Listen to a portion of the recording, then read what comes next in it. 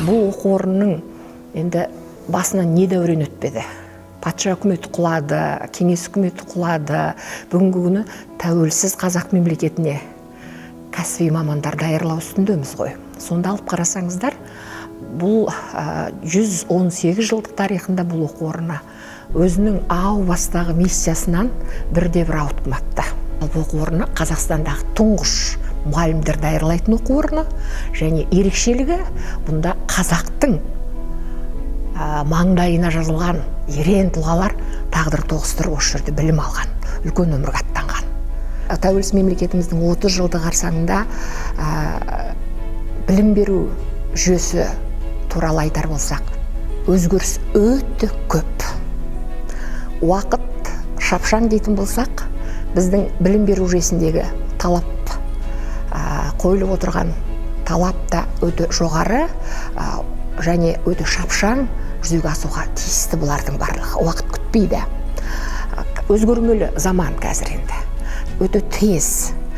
Бүгінгі кешегі жаңалығыңыз бүгін үшін жаңалық емес.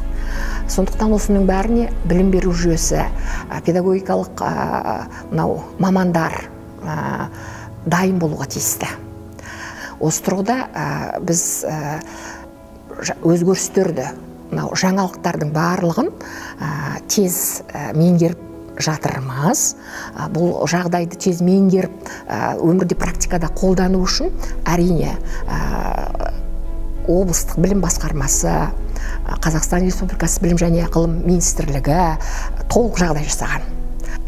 Кезінде енді біздің жастық шағымызда, балалық шағымызда бұндай ғажап бір заман болған жоқ қой енді.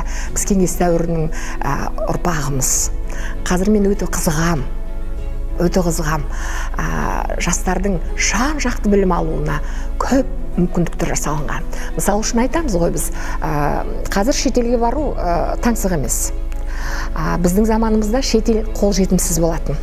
Ал бүгінгі таңда жастар болашақ бағдарламасымен білім алып, бүгінгі тәуелсіз мемлекеттің өркендеуіне өз үлестерін қосуда мүмкіндік бар.